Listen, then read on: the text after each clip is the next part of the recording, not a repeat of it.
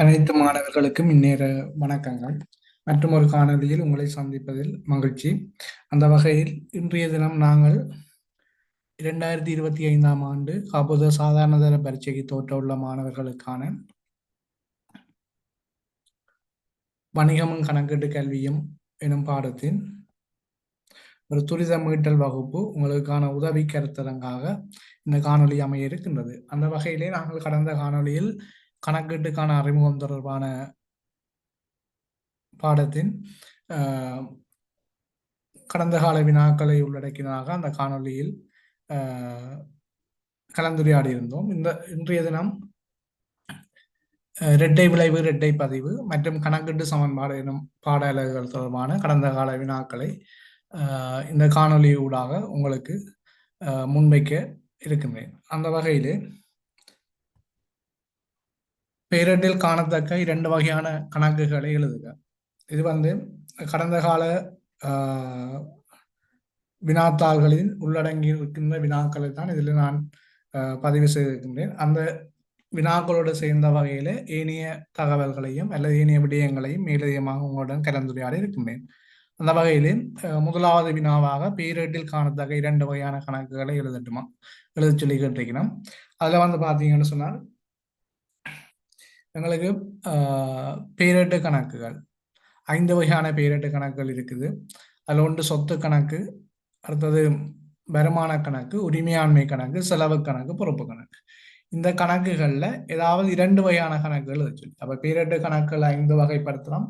ஒன்று சொத்து கணக்கு, வருமான கணக்கு, உரிமையாண்மை கணக்கு, செலவு கணக்கு அல்லது செலவின கணக்கு, பொறுப்பு கணக்குன்னு சொல்லி நாங்கள் 5 வகைப்படுத்தி பார்த்துருக்கிறோம். அதில் 2 வகையான கணக்குகளை இதில் உங்களிடம் வினாவாக கேட்டிருக்கிறோம். அந்த வகையில் நீங்கள் ஏற்கனவே அறிந்த கணக்கு 5 வகையிலையும் ஏதாவது 2 வகையான கணக்குகளை எழுதும் போது நீங்கள் அதற்குரிய முழுமையான புள்ளிகளை பெறக்கூடியதாக இருக்கும்.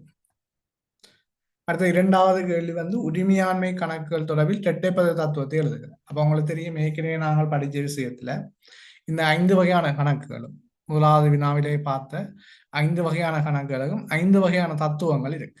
அதாவது இரட்டைப்பது தத்துவங்கள் இருக்கு. இந்த இரட்டைப்பது தத்துவம் லூகா பெசியோலி என்பவரால் அறிமுகப்படுத்தப்பட்டிருந்தது. நீங்கள் இது பாட புத்தகத்தினூடாக அல்லது வகுப்பறையிலே இது தொடர்பாக கற்றிருப்பீர்கள். அந்த வகையிலே சொத்து கணக்கும் செலவின கணக்கும் ஒரே வகையான இரட்டைப்பது தத்துவத்தையுடையதாக இருக்கும். அதாவது சொத்துக்கள் அதிகரித்தால் நாங்கள் வரவு பக்கத்தில் பதிவு செய்ய வேண்டும். சொத்துக்கள் குறைவடைகின்ற போது அது செலவு பக்கத்தில் பதிவு செய்ய வேண்டும். சொத்துக்கள் அதிகரிக்கும் போது அது பேரேட்டு கணக்கின் வரவு பக்கத்திலும், சொத்துக்கள் குறைவடையும் போது அது செலவு பக்கத்திலும் பதியும். ஆகவே சொத்து கணக்குரிய இரட்டைப்பது தத்துவமாக நாங்கள் சொத்து அதிகரித்தல் வரவு, சொத்து குறைதல் செலவுன்னு சொல்லி பார்த்துருக்கோம். அதே மாதிரி செலவின கணக்கை பொறுத்தவரையில் செலவினம் அதிகரித்தால் வரவு, செலவினம் குறைந்தால் செலவு. அப்ப சொத்து கணக்குக்கும் செலவின கணக்குக்கும் ஒரே விதமான இரட்டைப்பது தத்துவம். சொத்துக்கள் அதிகரித்தால் வர வைக்க வேணும், அதே போல சொத்துக்கள் குறைந்தால் செலவு வைக்க வேணும். செலவினங்கள் அதிகரித்தால் வர வைக்க வேணும், செலவினங்கள் குறைந்தால் செலவு வைக்க வேணும். அவை சொத்து கணக்கும் செலவின கணக்கும் அதிகரித்தல் வரவெனவும், சொத்து கணக்கு செலவின கணக்கு குறைவடைந்தால் நாங்கள் செலவு எனவும் இந்த இரட்டைப்பது தத்துவத்தை நினைவுபடுத்திக் கொள்ள முடியும். அடுத்தது வருமான கணக்கு கூடிய இரட்டைப்பது தத்துவம் வருமானம் குறைதல் வரவு, வருமானம் அதிகரித்தல் செலவு. வருமானம் குறைதல் வரவு, வருமானம் அதிகரித்தல் செலவு. உரிமையாண்மை கணக்கை பொறுத்தவரையில் உரிமையாண்மை குறைதல் வரவு, உரிமையாண்மை அதிகரித்தல் செலவு. உரிமையாண்மை குறைதல் வரவு, உரிமையாண்மை அதிகரித்தல் செலவு. பொறுப்பு கணக்கை பொறுத்தவரையில் பொறுப்பு குறைதல் வரவு, பொறுப்பு அதிகரித்தல் செலவு. பொறுப்பு குறைதல் வரவு, பொறுப்பு அதிகரித்தல் செலவு. ஆகவே வருமான கணக்கு, உரிமையாண்மை கணக்கு, பொறுப்பு கணக்கு இந்த 3 கணக்கு வகைகளும் ஒரே விதமான இரட்டைப்பது தத்துவத்தை கொண்டிருக்கும். அதாவது வருமான கணக்கு, உரிமையாண்மை கணக்கு, பொறுப்பு கணக்கு இந்த 3ம் குறைவை ஏற்படுத்துகின்ற போது வரவு பக்கத்தில் பதிவு செய்வோம். ஆகவே வருமான கணக்கு, உரிமையாண்மை கணக்கு, பொறுப்பு கணக்கு குறைதல் வரவெனவும், வருமான கணக்கு, உரிமையாண்மை கணக்கு பொறுப்பு கணக்கு அதிகரித்தல் செலவு எனவும் நாங்கள் இந்த இரட்டைப்பது தத்துவத்தை எழுத முடியும். இதுல உரிமையாண்மை குறைதல் வரவு, உரிமையாண்மை அதிகரித்தல் செலவு, அது தொடர்பான ஏனைய விடயங்களும் அது உங்களுக்கு சொல்லியிருந்தேன். இதுல அப்ப உரிமையாண்மை கணக்கு தொடர்பிலான இரட்டைப்பது தத்துவத்துல உரிமையாண்மை குறைதல் வரவு, உரிமையாண்மை அதிகரித்தல் செலவு, இதோட நான் ஏனைய கணக்கு வகைகளுக்குரிய இரட்டைப்பது தத்துவத்தையும் உங்களுக்கு இதுல முன்வைத்திருந்தேன். தொடர்ந்து உரிமையாண்மை பேரேட்டில் காணத்தக்க வணிகம் ஒன்றின் பேரேட்டில் காணத்தக்க கணக்குகள் 2 எழுதட்டுமாம். அது ஏற்கனவே கேட்கப்பட்ட கேள்விதான். அப்ப அதுல முதலாவது கேள்வி பேரேட்டு காணத்தக்க 2 வகையான கணக்குகள் எழுதி சொல்லி கேட்டிருந்தவை. அதே மாதிரி கேள்விதான் இங்க வணிகம் ஒன்றின் பேரேட்டில் காணத்தக்க 2 வகையான கணக்குகள். ரைட், அதுல கேள்வியில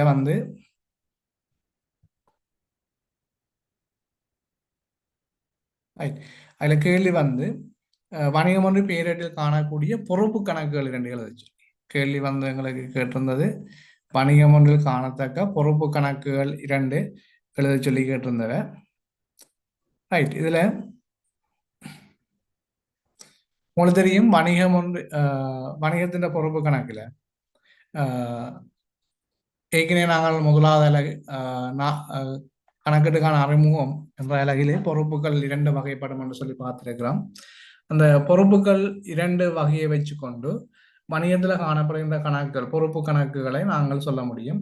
இல்லை தரம் 11 பொறுத்தமல்ல அல்லது தரம் 10 பொறுத்தவரையில், அதாவது காப்போது சாதாரண தர மாணவர்களை பொறுத்தவரையில் பொறுப்பு கணக்கு நடைமுறையில்லா பொறுப்புகள், அதாவது ஒரே ஒரு வகையான கணக்கை உள்ளடக்கினதாக இருக்கின்றது. அதாவது வங்கி கடன் கணக்கு மட்டும்தான் நடைமுறையில்லா பொறுப்பாக இருக்கும். அப்ப நடைமுறையில்லா பொறுப்பை பொறுத்தமல்ல நாங்கள் வங்கி கடன் கணக்குன்ற ஒரு கணக்கைத்தான் வணிகத்துல பேணிக்கொள்கிறோம் காப்போது சாதாரண தர மாணவர்களை பொறுத்தவரையில். அதே மாதிரி நடைமுறை கணக்கை பொறுத்தவரையில், நடைமுறை பொறுப்பை பொறுத்தவரையில் கடன் கொடுத்தோன் கணக்கும் அடுத்தது செலுத்த வேண்டிய செலவின கணக்கையும் நாங்கள் பேணிக்கொள்கிறோம். இதை விட வங்கி மேலதியை பெற்று அந்த வங்கி மேலதியை பெற்று வங்கி கணக்கின் செலவு மீதியாக இருக்கு. ரைட், அப்ப இதுல பாத்தீங்கன்னா வணிக ஒன்றில் காணக்கூடிய பீரியடில் பொறுப்பு கணக்குகள் 2 வணிகம் ஒன்றின் பீரியடில் காணக்கூடிய 2 பொறுப்பு கணக்குகள் எழுத சொல்லி கேட்டிருந்தவை. அப்ப இதுல ஒன்று கடன் கொடுத்தவங்க கணக்கு, அடுத்த வங்கி கடன் கணக்கு, அடுத்த அட்டுறு செலவின கணக்கு அல்லது செலுத்த வேண்டிய செலவின கணக்கு. அதுக்கான வேறு பெயர்களும் இருக்கு, நிலுவை போன்ற பெயர்கள். ரைட், அதை நாங்கள் பயன்படுத்த முடியும். அப்ப காப்போது சாதாரண தரத்தை பொறுத்தவரையில் நாங்கள் இந்த 3 வகையான பொறுப்பு கணக்குகளை தான் வணிகத்தில் பேணி வருகின்றோம். வங்கி கணக்கின் செலவு மீதி என்று சொல்லி இருந்தாலும் அதுவும் பொறுப்பு கணக்காக தான் கருதப்படும். ரைட், அடுத்த பின்வரும் கணக்குகள் ஒவ்வொன்றுக்கு முடித்தான கணக்கு வகையை குறிப்பிடலாம்.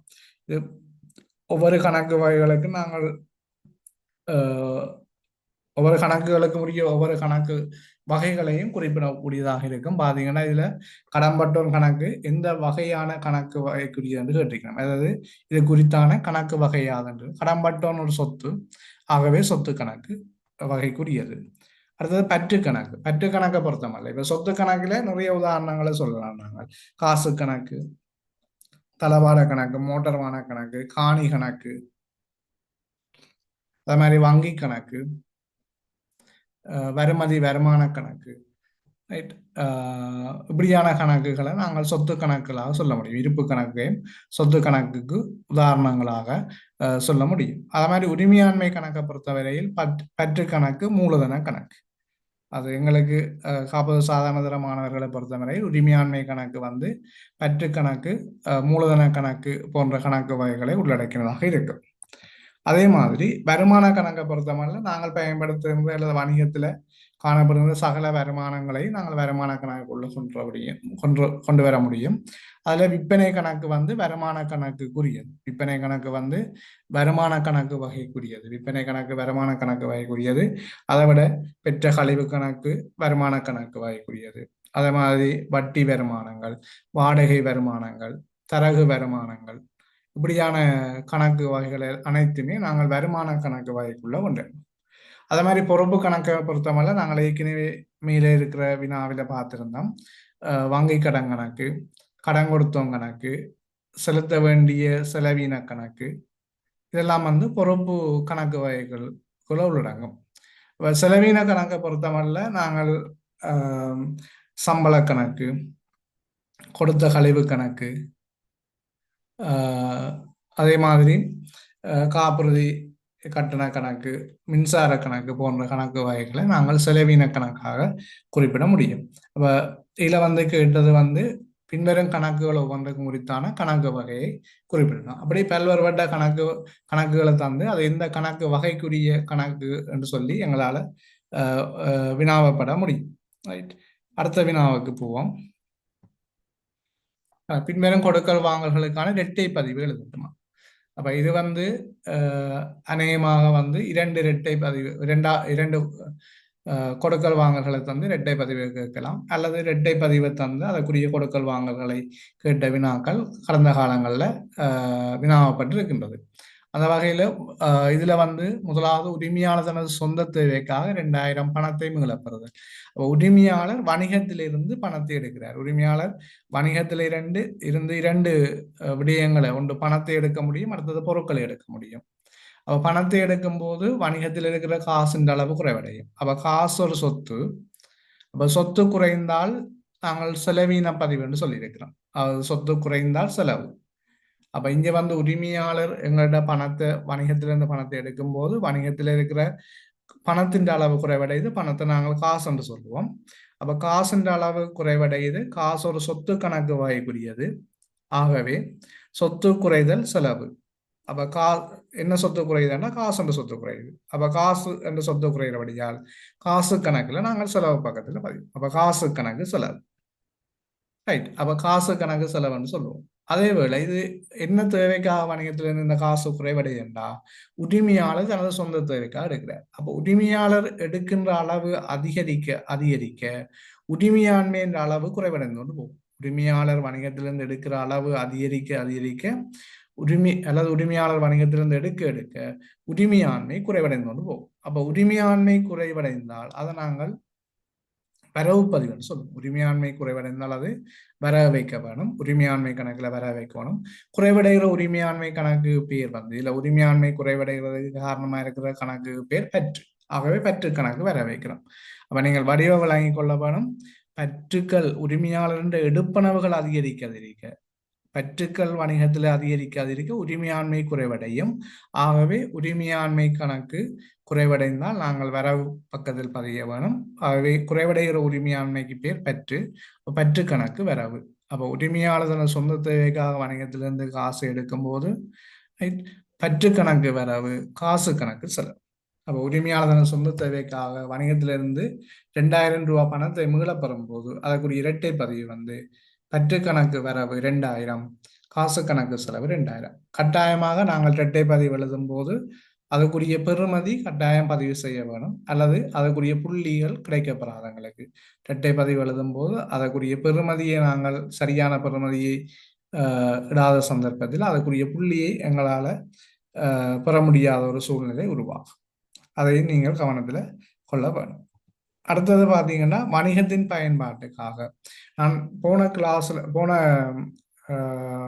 வீடியோவில் நான் உங்களுக்கு சொல்லியிருந்தேன், காணொலியில வணிக பயன்பாட்டு கண்டு வந்தால் அது நடைமுறை எல்லா சொத்தை குறிக்கும். வணிக பயன்பாட்டு கண்டு சொன்னால் அது நடைமுறை எல்லா சொத்தை குறிக்கும். அப்ப வணிக பயன்பாட்டுக்காக என்றால் வணிகம் தான் பயன்படுத்துறதுக்காக ஓட்டோ ரேடர்ஸ் நிறுவனத்திடமிருந்து ரூபாய் 5 லட்சம் பெறுமதியான மோட்டார் வாகனத்தை கடனுக்கு கொள்ளுனர் செய்தார். அப்ப வணிகம் பயன்பாட்டுக்காக கடனுக்கு மோட்டார் வாகனத்தை கொள்ளுனர் செய்யும் போது அது வந்து எங்களுக்கு மோட்டார் வாகனம் என்றது ஒரு சொத்து. அப்ப வணிகத்துக்கு மோட்டார் வாகனம் வருது. அப்ப வணிகத்துக்குள்ள வரும்போது மோட்டார் வாகனத்தின் அளவு அதிகரிக்குது. மோட்டார் வாகனம் வணிகத்தில் இருக்கிற மோட்டார் வாகனம் வந்து அதிகரிக்குது. அப்ப மோட்டார் வாகனம் என்ன கணக்கு வகைக்குரியது என்று சொன்னால் அது சொத்து கணக்கு வகைக்குரியது. ஆகவே சொத்துக்கள் அதிகரிச்சா என்ன பதிவு? வரவு பதிவு. சொத்துக்கள் அதிகரிக்கும் போது வரவு பதிவு. அப்ப அதிகரிக்கிற சொத்துக்கு பேர் மோட்டார் வாகனம். ஆகவே மோட்டார் வாகன கணக்கு வரவு. சொத்துக்கள் அதிகரித்தால் வரவு பதிவு, அதிகரிக்கிற சொத்துக்கு பேர் மோட்டார் வாகனம். ஆகவே மோட்டார் வாகன கணக்கு வரவு. ரைட். இந்த மோட்டார் வாகனம் வணிகத்துக்குள்ள வருது என்றால் அது எப்படி வந்தது? நாங்கள் ஒன்று காசை கொடுத்து வாங்கியிருக்கணும், அல்லது காசோலையை கொடுத்து வாங்கியிருக்கணும், அல்லது கடனுக்கு வாங்கியிருக்கணும். அப்ப இங்க சொல்லியிருக்கிறேன் கடனுக்கு மோட்டார் வாகனம் கொள்ளணும். அப்ப கடனுக்கு என்று சொன்னால் யார்கிட்ட கடனுக்கு வாங்கினோம்? ஓட்டோ ரேடர்ஸ் நிறுவனத்திடமிருந்து வாங்கினோம். அப்ப அந்த நிறுவனத்தின் பேர்ல நாங்கள் ஒரு கணக்கை துறக்க போறோம். அப்ப கடனுக்கு வாங்குறோம் என்று சொன்னால் ஓட்டோ ரேடர்ஸ் நிறுவனத்துக்கு வணிகம் வந்து 5 லட்சம் ரூபாய் காசை கொடுக்கணும்னு சொன்னா அது கொடுத்து தீர்க்க வேணும். அப்ப கொடுத்து தீர்க்க வேண்டியதெல்லாம் என்ன? வணிகத்துக்கு பொறுப்பாக கருதப்படும். கொடுத்து தீர்க்க வேண்டியதெல்லாம் வணிகத்துல பொறுப்பாக கருதப்படும். அப்ப பொறுப்பு வணிகத்துல இப்போ அதிகரிக்குது. அது ஓட்டோ ரேடர்ஸ் நிறுவனத்துக்கு கொடுக்க வேண்டிய, வணிகத்தால கொடுக்க வேண்டிய பணத்தின் பெறுமதி அதிகரிக்குது. ஆகவே ஓட்டோ ரேடர்ஸ் நிறுவனத்துக்கு வணிகம் செலுத்த வேணும், வணிகத்தால் திருப்பி செலுத்த வேண்டியதெல்லாம் பொறுப்பு. ஆகவே ஓட்டோ ரேடர்ஸ் என்ற நிறுவனத்துக்கு செலுத்த வேண்டிய வணிகத்தினுடைய பொறுப்பின் அளவு அதிகரிக்குது. ஆகவே பொறுப்பு அதிகரிக்கும் போது நாங்கள் குறித்த பொறுப்பு கணக்கில் செலவு வைக்க வேணும். பொறுப்பு அதிகரித்தல் செலவு. அப்ப இங்க யாருக்கு நாங்கள் கொடுக்கணும்? வணிகம் கொடுக்கணும், ஓட்டோ ரேடர்ஸ் நிறுவனத்துக்கு கொடுக்கணும். ஆகவே ஓட்டோ ரேடர்ஸ் நிறுவனத்தின் பேர்ல நாங்கள் ஒரு கணக்கை ஆரம்பித்து அவருக்கு கொடுக்க வேணும் என்று பதிய போறோம். இப்போ ஓட்டோ ரேடர்ஸ் நிறுவன கணக்கு செலவு வைப்போம். ஓட்டோ ரேடர்ஸ் நிறுவனம் வணிகத்துக்கு பொறுப்பாக இருக்கிறதால ஓட்டோ ரேடர்ஸ் நிறுவனத்தின் கணக்கில் நாங்கள் செலவு பக்கத்துல பதிவு செய்வோம். ஆகவே மோட்டார் வாகனம் கடனை கொள்ளணும் செய்யும் போது மோட்டார் வாகன கணக்கு வரவு ரூபாய் 5 லட்சம், ஓட்டோ ரேடர்ஸ் நிறுவன கணக்கு செலவு 5 லட்சம். அல்லது நீங்கள் ஓட்டோ ரேடர்ஸ் நிறுவனத்துக்கு பதிலாக மோட்டார் வாகன கடன் கொடுத்தோர் கணக்கு செலவு என்று சொல்லியும் எழுத முடியும். மோட்டார் வாகன கடன் கொடுத்தோர் கணக்கு 5 லட்சம் சொல்லியும் எழுத முடியும். அப்ப நீங்கள் இதுக்கு வந்து பாருங்க, மோட்டார் வாகனம் வணிக பயன்பாட்டுக்குரிய மோட்டார் வாகனம் கடனுக்கு கொள்ளணும் செய்யும் போது அதுக்கான இரட்டை பதிவு மோட்டார் வாகன கணக்கு வரவு ரூபாய் 500,000, ஓட்டோ ரேடர்ஸ் நிறுவன கணக்கு செலவு ரூபாய் 500,000. அல்லது மோட்டார் வாகன கணக்கு வரவு 500,000, மோட்டார் வாகன கடன் கொடுத்தவங்க கணக்கு செலவு 500,000. அப்ப நாங்கள் இதுக்கு ஓட்டோ ரேடர்ஸுக்கு பதிலாக மோட்டார் வாகன கடன் கொடுத்தோருன்ற சொல்லையும் நாங்கள் பயன்படுத்த முடியும். ரைட். அதே மாதிரி பாருங்க, இதோட வந்து பாத்தீங்கன்னா இதுல இருந்து 2 கொடுக்கல் வாங்கல் தந்திருக்கு. அப்ப இந்த உங்களுக்கு தெரியும் 5வது வினாவில முதலாவது வினா வந்து நாங்கள் அது நோட்ஸோடு சம்பந்தப்பட்ட வினாவாக அது இருக்கு. 2வது வினா எப்படி இருக்குதுன்னு சொன்னால் அதிகமான கடந்த கால வினாத்தாக்கள் தாளில் ஒன்று இரட்டை பதிவு சம்பந்தமானதாக இருக்கு, அல்லது மூல ஆவணம் மூல ஏடுகளோட தொடர்பட்டதாக இருக்கு. இரட்டை பதிவு சம்பந்தமான வினாக்கள் வினாவப்படுது. அது 5வது வினாவில் 2வது உபபிரிவில் இரட்டை பதிவுகளோட தொடர்புடைய வினாக்கள் வினாவப்படுகின்றது, அல்லது மூல ஆவணங்கள் மூல ஏடுகள் தொடர்பான வினாக்கள் வினாவப்படுகின்றது. அது கொடுக்கல் வாங்கல் ஒன்றை தந்துட்டு அதுக்குரிய இரட்டை பதிவுகளை சொல்லி கேட்கணும், அல்லது என்ன மூல ஆவணம் அங்க பயன்படுத்தப்படும், அல்லது என்ன மூல ஏடுகள் பயன்படுத்தப்படுதுன்னு சொல்லி 2 வினாக்களை அதுல கேட்கணும். அப்ப இதுல நான் இரட்டை பதிவு கேட்டிருந்தவை அதுக்குரிய விடையை வந்து உங்களுக்கு பூரண விளக்கத்தோடு சொல்லியிருந்தேன். அதே மாதிரி இப்ப இந்த 2 கொடுக்கல் வாங்கலுக்கு உரிய மூல ஆவணம் எது, மூல ஏடு எது என்று கேட்டால் நாங்கள் அதுக்குரிய பதில் என்னென்று பார்ப்போம். உரிமையானது தனது சொந்த தேவைக்காக ரூபாய் 2,000 பணத்தை மீளப்பெறுதல். அப்ப இங்க காசோடு தொடர்படுது. அப்ப காசு தொடர்படுறபடியால் இதுக்குரிய மூல ஏடு வந்து காசேடாக இருக்கு, அல்லது காசு கணக்குன்னு சொல்லலாம். நீங்க மூலேடு வந்து காசேடு அல்லது காசு கணக்கு. அப்ப பணம் என்ன செய்யுதுன்னு சொன்னால் வணிகத்தை விட்டு வெளியில போகுது, அதாவது குறைவடையுது. அப்ப பணத்தை நாங்கள் உரிமையாளருக்கு செலுத்துறோம். வணிகம் வந்து உரிமையாளருக்கு என்ன செய்யுது? அப்ப உங்களுக்கு தெரியும் உரிமையாளர் வேற வணிகம் வேறு என்று கருதிதான் நாங்கள் கணக்கு பதிவு செய்ய வேணும்.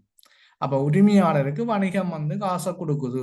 அப்ப வணிகத்திலிருந்து நாங்கள் காசை கொடுக்கும் போது அதற்குரிய மூலாவணமாக கொடுப்பனவு கைச்சாத்து, காசு கொடுப்பனவு கைச்சாத்து அல்லது கொடுப்பனவு உறுதிச்சான்று சீட்டு என்ற மூல ஆவணத்தை நாங்கள் பயன்படுத்துவோம்.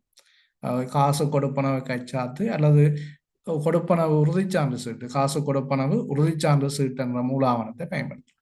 அப்போ உரிமையாளர் சொந்த தேவைக்காக வணிகத்தில் இந்த காசை எடுக்கும்போது அதுக்குரிய முதன்மையீடாக காசு இடும், அதுக்குரிய மூல ஆவணமாக கொடுப்பனவு கைச்சாத்து, காசு கொடுப்பனவு கைச்சாத்தும் காணப்படும். அடுத்து ரெண்டாவது பார்த்தீங்கன்னா வணிக பயன்பாட்டுக்குரிய மோட்டார் வாகனம் ஒன்று கடனுக்கு கொள்ளணும் செய்யப்படுது. வணிக பயன்பாட்டுக்குரிய சொத்துக்கள் கடனுக்கு வாங்கும் போது நீண்ட காலம் பாவனையுடைய சொத்துக்கள் கடனுக்கு வாங்கும் போது அது பொது நாற்குறிப்பேடுல பதிவு செய்வோம், வணிக பயன்பாட்டுக்குரிய சொத்துக்கள். அப்ப இது வந்து பதிவு செய்யறதுக்கான மூல பதிவேடு வந்து பொது நாற்குறிப்பேடு. அத மாதிரி இதுக்குரிய மூல ஆவணம் பொது நாற்குறிப்பு கைச்சாத்து அல்லது பொது நாற்குறிப்பு உறுதிச்சான்று சீட்டு. பொது நாற்குறிப்பு கைச்சாத்து அல்லது பொது நாற்குறிப்பு உறுதிச்சான்று சீட்டு என்ற மூல ஆவணத்தை நாங்கள் இதுக்கு பயன்படுத்துவோம். அப்ப இது தொடர்பாக நான் மீளவும் உங்களுக்கு ஒரு ஞாபகப்படுத்துறேன். அஞ்சாவது வினாவிலே அதாவது கணக்கீட்டு பகுதியின் முதலாவது வினா, அதுல இரண்டாவது உபபிரிவு, முதலாவது உபபிரிவு வந்து உங்களுக்கு வந்து நோட்ஸோட சம்பந்தப்பட்டதாக இருக்கும். இரண்டாவது வினா வந்து ஒன்று இரட்டை பதிவு எழுதுற வினாக்களாக வினாப்படுது, அல்லது இரட்டை பதிவு தந்துட்டு அதுக்குரிய கொடுக்கல் வாங்கலை கேட்டிருக்கலாம். அதே சில சந்தர்ப்பங்கள்ல வந்து நான் நினைக்கிறேன் 2 தடவைகள் வந்து அதுக்குரிய மூல ஆவணம் கொடுக்கல் வாங்கலை தந்துட்டு மூல ஆவணமும் மூல இரட்டையும் வினாவில் இருந்தது, வினாக்களாக தொடுத்திருக்கணும். அப்ப நாங்கள் அதற்கும் இந்த இடத்துல பார்ப்போம். திரும்பவும் நாங்கள் முதன்மையீடு சம்பந்தமாக பார்க்கும்போதும் ஒரு மீட்டல் தானே இது உங்களை நினைவுபடுத்துறதானா. அப்ப எல்லா விடயங்களையும் நாங்கள் அந்த இடத்துல கலந்துரையாடி கொண்டு போவோம். இப்ப அடுத்த வினாவுக்கு போவோம். இதுக்குரிய விடிய பாருங்க. அதுல வந்து முதலாவது பற்று கணக்கு வரவு 2000, காசு கணக்கு செலவு 2000, அடுத்த மோட்டார் வாகன கணக்கு வரவு 500,000, ஓட்டோ ரேடியஸ் நிறுவன கணக்கு செலவு அல்லது மோட்டார் வாகன கடன் கொடுத்தோம் கணக்கு செலவு 500. மோட்டார் வாகன கணக்கு அல்லது கடன் கொடுத்தோர் கணக்கு எழுதிங்கன்னா மோட்டார் வாகன கணக்கு வர வச்சு மோட்டார் வாகன கடன் கொடுத்தோர் எழுத வேணும். நீங்கள் மோட்டார் வாகனம் என்ற வேர்ட்ஸ் சொல்ல வந்த முன்னுக்கு சேர்க்காமல் கடன் கொடுத்தோர் எழுதினீங்கன்னா அல்லது நிறுவனத்தின் பேர்ல நான் கணக்கு எழுத வேணும். அதையும் நினைவில் நிறுத்தி கொண்டு அடுத்த வினாவுக்கு போகும். அடுத்த வினா பாருங்க, வணிகமொழி நடைபெற்ற 2 கொடுக்கல் வாங்கக்கூட தொடர்புடைய இரட்டை பதிவுகள் எழுதப்படல. அப்ப இது இன்னொரு வருடத்துக்கான வினா பாருங்க. இதுல கொடுக்கல் வாங்கலுக்குரிய இரட்டை பதிவு தான் தெரிவிக்கணும். இந்த இரட்டை பதிவுக்கு என்ன கொடுக்கல் வாங்கல், அப்ப இதை எப்படி நாங்கள் இலகுவாக அடையாளம் காண்றது? உங்களுக்கு தெரியும் பாருங்க, கொள்ளுணவு கணக்கு வரவு கடன் கொடுத்தவங்க கணக்கு செலவு. அப்ப கொள்ளுணவு கணக்கு வரவென்று நாங்கள் எதை பதியலாம் என்று சொன்னால் வணிகத்தின் மீள் விற்பனைக்கான வியாபார பொருட்கள் அல்லது மீள் விற்பனை பொருட்கள் அல்லது வியாபார பொருட்கள். இந்த மீள் விற்பனை பொருட்கள் அல்லது வியாபார பொருட்கள் கடனுக்கு கொள்ளுணவு செய்தால் மட்டும்தான் கடன் கொடுத்தோர் வருவார்.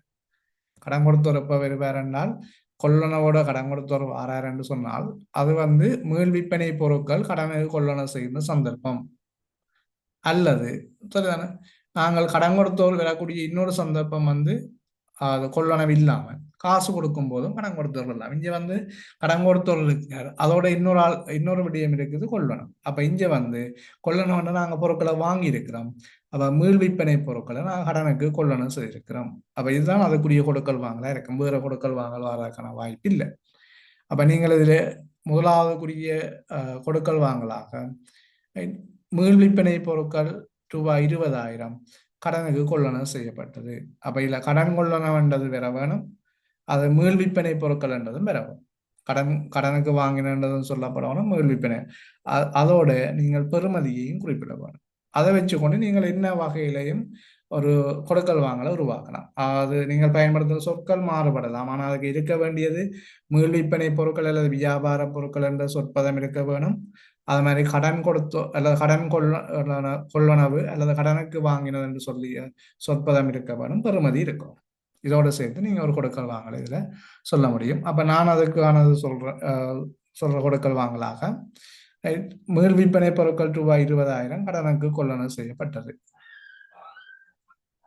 அடுத்தது பாத்தீங்கன்னா காசு கணக்கு வரவு 4,500, கொடுத்த கழிவு கணக்கு வரவு 500, கடன்பட்டோன் கணக்கு செலவு 500. அப்ப உங்களுக்கு தெரியும் கொடுத்த கழிவு இருக்குன்னா அது கடன்பட்டோடு தான் தொடர்படுவார். அப்ப கடன்பட்டோருக்கு கடன்பட்டோரும் கொடுத்த கலையும் சொல்லப்பட்டு காசு சொல்லப்பட்டு கண்டா இங்கே கடன் கொடுத்தவரு காசு கொடுத்திருக்கிறோம், வேற ஒன்றும் நடக்கல. சாரி, கடன் பட்டவர்கிட்ட காசை நாங்கள் பெற்றிருக்கிறோம், வேறு எதுவும் நடக்கல. அப்ப கொடுத்த கழிவு கடன் பட்டவரோட தொடர்புடைய. அப்ப கொடுத்த கழிவு எப்ப கிடைக்குமெண்டா, கடன் பட் கொடுக்கப்படும் என்று சொன்னால் கடன் பட்டவர்கிட்ட காசு பெறும்போது நாங்கள் கழிவை கொடுப்போம். அப்ப இங்க காசு பெற்றிருக்கிறோம், காசு கணக்கு வர வேண்டாம், காசு எங்களுக்கு கிடைச்சிருக்கு, ஏதோ ஒரு வழியில காசு கிடைக்கு. எவ்வளவு காசு கிடைச்சிருக்கு, எவ்வளவு கழிவு. அப்ப காசு கணக்கு வர வேண்டாம், நாங்கள் எவ்வளவு காசு கிடைச்சதோ அவ்வளவுத்தையும் தான் வர வைக்கலாம். வர வச்சுட்டு ஒரு காலம் அதுல இருந்து கழிவை நீக்க மாட்டோம், அதை ஞாபகம் வச்சு கொள்ளுங்க. அப்ப எவ்வளவு காசு கிடைச்சிருக்குன்னா 4500 ரூபாய் காசு கிடைச்சிருக்கு.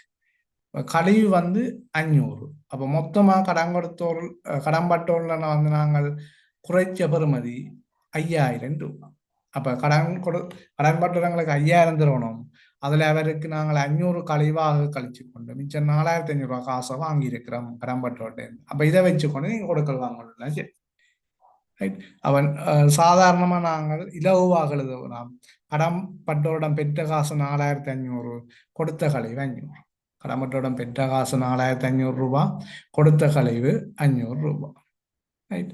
அல்லது நீங்க கடன்பட்டோரிடம் பெற வேண்டிய ரூபாய் 5000, 500 ரூபாய் கழிவு நீக்கி பெறப்பட்டது, அப்படியே நாங்கள் எழுத முடியும். அல்லது கடன்பட்டோரிடம் பெற வேண்டிய 5000 10% கழிவு நீக்கிய பின்னர் பெறப்பட்டது. இப்படியான நீங்கள் சொற்பதங்களையும் நீங்கள் பயன்படுத்த முடியும். ரைட். அடுத்த பாருங்க, இதுல பாருங்க, 3 இந்த கடன்பட்டோட பெற்ற காசு, கடன்பட்டோட பெற்ற காசுக்கு 3 விதமான பதிவை சொல்லியிருக்கேன். அப்ப முதலாவதுக்குரிய கொடுக்கல் வாங்கல பாருங்க, கடனுக்கு பண்டங்கள் கொள்வனவு ரூபாய் 20000.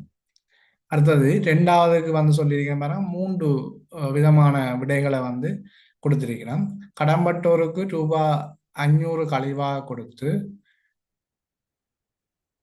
ரூபாய் 4000 பெறப்பட்டிருக்குது. 4500 ரூபாய் பெறப்பட்டிருக்கு. கடன்பட்டோருக்கு ரூபாய் 500 கழிவாக கொடுத்து ரூபாய் 4500 காசு பெறப்பட்டது, அப்படி வரணும் அதுல. ரைட். அது ஓகே, பெறப்பட்ட என்று கீழே இருக்கு. அடுத்த கடன்பட்டோரிடம் ரூபாய் 5000 கடனை தீர்ப்பதற்காக 10% கழிவுடன் காசு பெறப்பட்டது அல்லது அறவிடப்பட்டது, காசு அறவிடப்பட்டது. அதே மாதிரி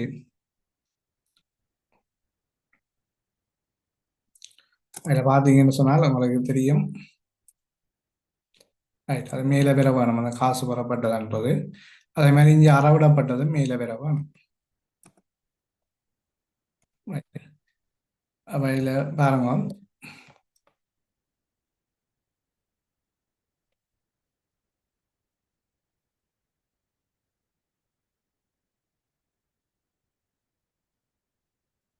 இதுல வந்து சொல்லியிருக்கிறோம், முதலாவது கடனுக்கு பண்டங்க கொள்வனவு. ரைட்.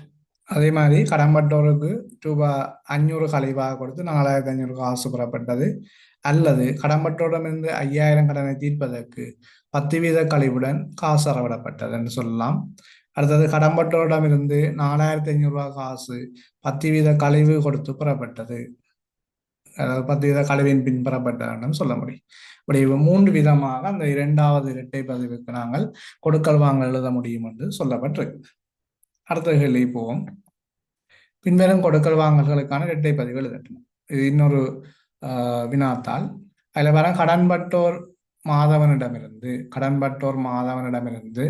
ரூபாய் 7000 ரூபாவுக்கான காசோலை பெறப்படல். கடன்பட்டோர் மாதவன்.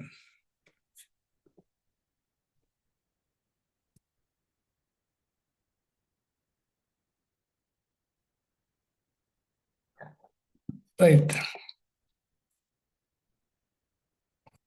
அதில் பார்த்தீங்கன்னு சொன்னா உங்களுக்கு தெரியும், கடன்பட்டோர் மாதவன்கிட்ட இருந்து காசோலை பெறலாம். இதுக்கு எப்படி இரட்டை பதிவு எழுதுறது?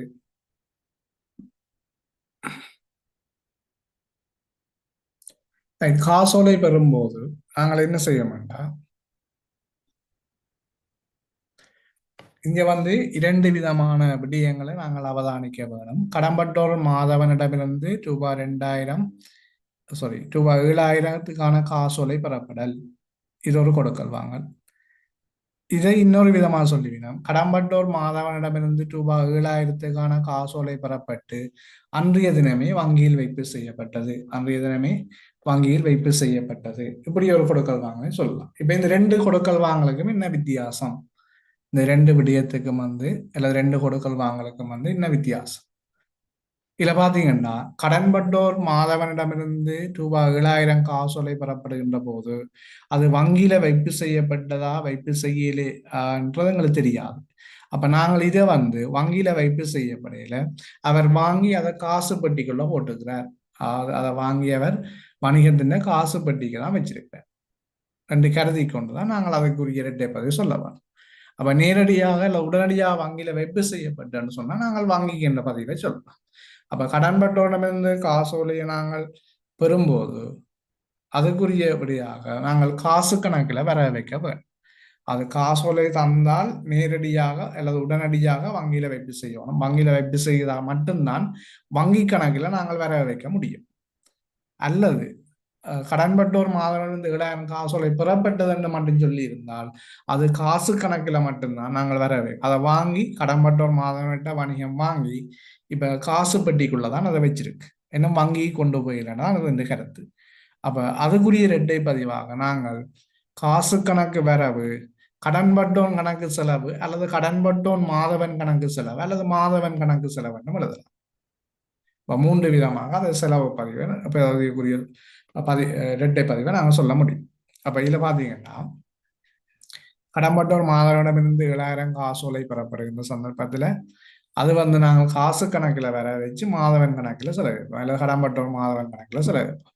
அப்போ அதுக்குரிய இரட்டை பதிவாக காசு கணக்கு வரவு ரூபாய் 7,000, கடன்பட்டோர் மாதவன் கணக்கு செலவு ரூபாய் 7,000.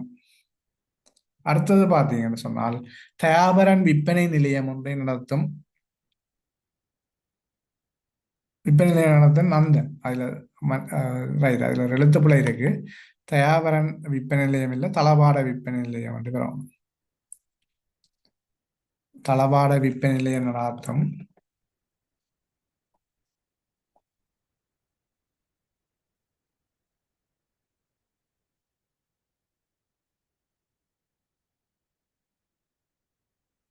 தளவாட விற்பனை நிலையம் நடத்தும் விற்பனை நிலையம் ஒன்றை நடாத்தும் நந்தன் 35,000 பெறுமதியான சாப்பாட்டு மேசை ஒன்றை தனது சொந்த பயன்பாட்டுக்காக கொண்டு போறார்.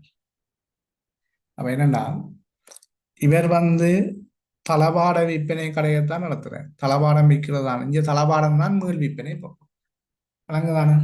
அப்ப இங்க நந்தன் நடத்துற வணிகத்தின் மீள் விற்பனை பொருள் எது? தளபாடம். அப்ப தளவாட விற்பனை நிலையம் ஒன்று நடத்தும் நந்தன் 35,000 பெறுமதியான சாப்பாட்டு மேசை ஒன்றை தனது சொந்த பயன்பாட்டுக்காக எடுத்து செல்றார். அப்ப சொந்த பயன்பாட்டுக்காக கொண்டு போறார் என்றால் அவர் வணிகத்திலிருந்து ஒரு உரிமையாளர் தன்னுடைய தேவைக்காக என்னத்தை கொண்டு போனாலும் அதை பெற்று அவர் சொந்த பயன்பாட்டுக்காக வணிகத்திலிருந்து காசு எடுத்து கொண்டு போகலாம் அல்லது பொருளை எடுத்துக்கொண்டு போகலாம். அப்ப இங்க என்ன பொருள் எடுத்துக்கொண்டு போறாருன்னா மீள் விற்பனை பொருள் எடுத்துக்கொண்டு போறார். தளபாடம் தான். ஆனால் தளபாடம் இங்க என்ன பொருளாக இருக்குது? மீள் விற்பனை பொருளாக இருக்குது. ஏனென்று சொன்னால் அவர் நடத்துற வணிகம் தளபாட விற்பனை நிலையம். அப்ப தளபாட விற்பனை நிலையம் நடத்தும் நந்தன் தனது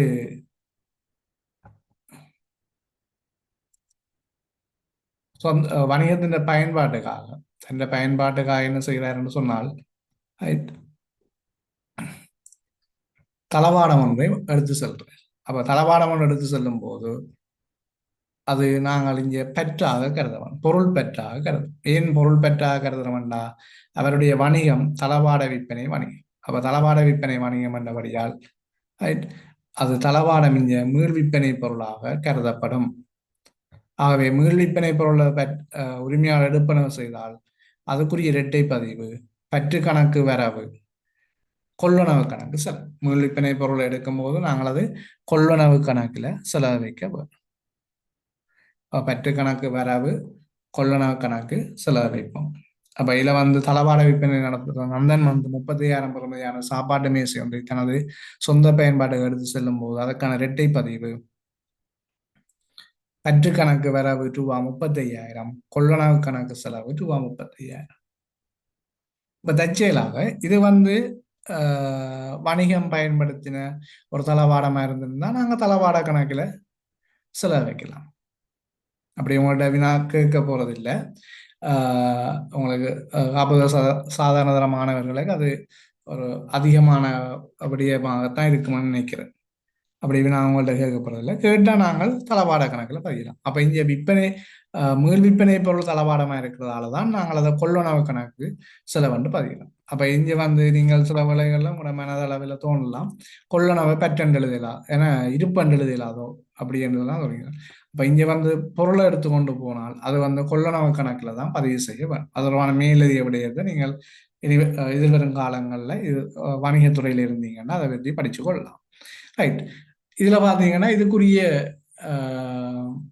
மூல ஆவணம், மூலேடு. இப்ப நாங்கள் முதலாவது பாருங்க, உங்களுக்கு ஒரு குழப்பம் வரும். இப்ப இரட்டை பதிவு எழுதிட்டோம், காசு கணக்கு வர வேண்டும் எழுதினபடியால் நாங்கள் அதுக்கு என்ன மூல ஆவணத்தை கொடுப்போம், என்னது பதிவு செய்தோமோ அதுதான் மூல ஆவணம் கொடுப்போம். அப்ப இங்க காசோலை என்றா பிறகு நாங்கள் அதுக்கு மூல ஆவணம் வேறு எதுவும் யோசிக்கிறது இல்லை. அது காசோலையை நாங்கள் கடம்பட்டு பெறும்போது அது காசு கணக்கெல்லாம் வர வச்சு நாங்கள் ஆகவே மூல ஆவணம் பட்டிச்சுட்டு கொடுப்போம். இப்போ மூலாவணம் வந்து பற்றிச்சீட்டு, காசு பெற்றுக்கொண்டதுக்கு ஆதாரம் பற்றிச்சீட்டை கொடுக்குறோம். அப்போ அது வந்து பதிவு செய்கிற முதன்மையீடு என்று கேட்டால் நாங்கள் காசு என்று சொல்லுவோம். அப்போ இதே கொடுக்கல் வாங்கல. இப்போ கடன்பட்ட ஒரு மாதவனிடம் இருந்துட்டு ரூபாய் 7,000 காசோலை அன்றைய தினமே வங்கியில வைப்பு செய்யப்பட்டு சொல்லியிருந்தா என்ன செய்வோம், அங்க வந்து இரட்டை பதிவு மாறப்போகுது, வங்கி கணக்கு வரவு, மாதவன் கணக்கு செலவு. ஆகவே அந்த சந்தர்ப்பத்தில் வந்து நாங்கள் எங்களுடைய மூல ஆவணங்களும் அதில் மாற்றக்கூடியதாக இருக்கு. அப்போ வங்கியில் நாங்கள் காசோலை கொண்டு வைப்பு செய்கின்ற காசோலை வைப்புச்சீட்டு, அப்போ மூல ஆவணம் வந்து காசோலை வைப்பு துண்டல் அல்லது வைப்புச்சீட்டுன்னு சொல்லுவோம். மூலேடு வந்து வங்கி கணக்குன்னு சொல்லுவோம். ரைட். அதே மாதிரி மீள் விற்பனை பொருளை நாங்கள் உரிமையாளர் தனது சொந்த தேவையை எடுக்கின்ற போது அது வந்து பதிவு செய்கிறதுக்கான முதன்மையீடு இங்கே காசு சம்பந்தப்படையில. அப்ப இதுக்குரிய முதன்மையீடு வந்து பொது நாட்குறிப்பேடு, பொது நாட்குறிப்பு கைச்சாத்து. அப்போ பொருள் பற்றுக்கள் பதிவு செய்கிறதுக்கான முதன்மையீடாக பொருள் பற்றுக்கள் பதிவு செய்கிற முதன்மையீடாக பொது நாட்குறிப்பு கைச்சாத்தம், முதன்மையீடாக பொது நாட்குறிப்பேடும் மூலாவணமாக பொது நாட்குறிப்பு கைச்சாத்தம் காணப்படுகிறது. அப்போ உங்களுக்கு விளங்கி இருக்கும் இரட்டை பதிவு, இரட்டை விளைவு தொடர்பாக ஒரு தெளிவான விளக்கம் ஒன்று கிடைக்க பெற்றிருக்கோம் நம்புறேன். அப்ப நாங்கள் இதுல பார்த்த விடயங்கள் இந்த இரட்டை பதிவுல கணக்கு வகையை பற்றி பார்த்த நாங்கள். அதே மாதிரி இரட்டை பதிவு தத்துவம், ஒவ்வொரு கணக்கு வகைக்கு முடிய இரட்டை பதிவு தத்துவத்தை பார்த்த நாங்கள்.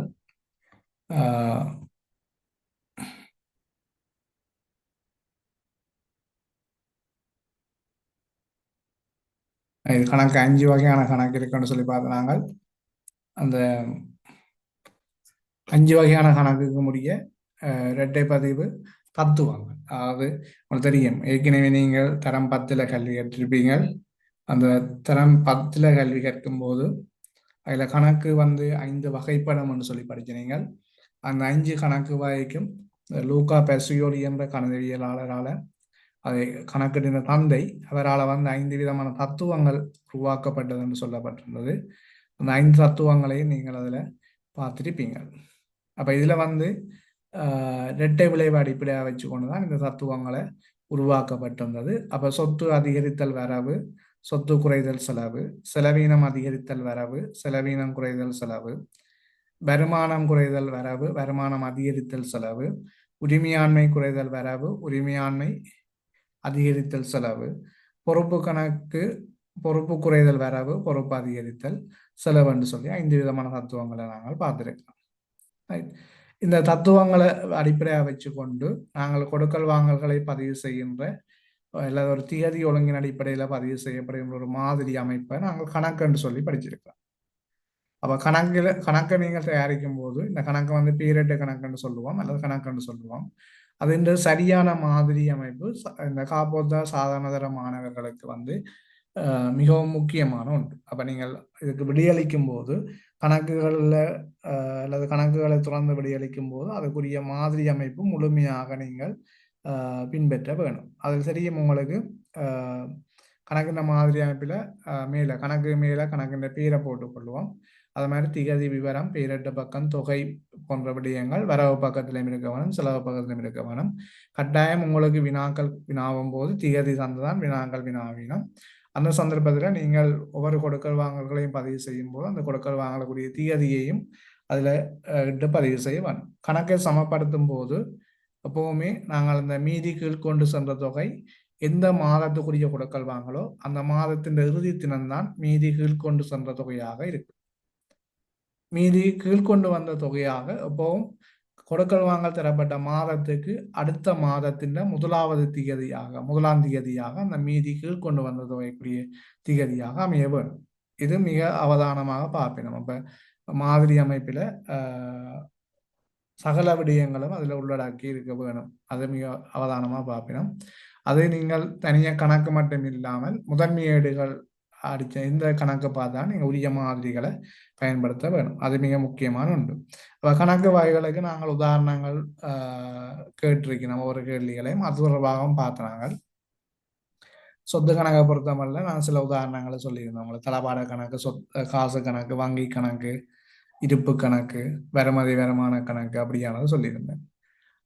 நிலையான வைப்பு கணக்கு, அது மாதிரி செலவு கணக்கில் பார்த்தீங்கன்னா சம்பள கணக்கு, விளம்பர கணக்கு, மின்சார கட்டண கணக்கு, பொறுப்பு கணக்கில் வங்கி கடன் கணக்கு, கடன் கொடுத்தவங்க கணக்கு, சென்மதி செலவின கணக்கு, வருமான கணக்கு, விற்பனை கணக்கு, அது மாதிரி வட்டி வருமானம், தரகு வருமான கணக்குகள், உரிமையாண்மையில் மூலதன கணக்கு, பெற்று கணக்கு போன்றவற்றை நாங்கள் பார்த்துருக்குறோம். அதில் விசேடமாக பார்த்தீங்கன்னா இது பற்றுக்கள் வணிகத்தில் அதிகரிக்க உரிமையாண்மை குறைவடைந்து கொண்டு போகும் என்றதை ஞாபகம் வச்சுக்கொள்ளுங்க. அப்போ இந்த விஷயங்களை தான் நாங்கள் இதில் பார்த்துருந்த நாங்கள். இது உங்களுக்கு ஒரு சாராம்சமாக இருக்குமென்னு நினைக்கிறேன். அங்கால சில கொடுக்கல் வாங்கல்கள் தந்து அந்த கொடுக்கல் வாங்கல்களுக்குரிய இரட்டை பதிவு, அதே மாதிரி சில இரட்டை பதிவு தந்துட்டு அதுக்குரிய கொடுக்கல் வாங்கல்களை கேட்டது அது தொடர்பான வினாக்களை பார்த்துருந்தாங்க.